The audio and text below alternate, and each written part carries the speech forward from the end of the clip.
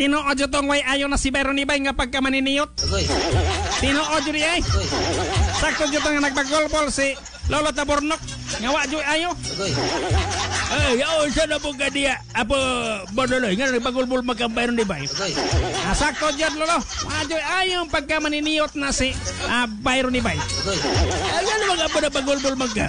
Tiyang manalo. Nagpakudak ko, nagpa-picture kong Byron ni Bay. Nagsandig ko sa punuan sa lope. Ano niya ang kuha? Haskang pagka di malasa lang kuha.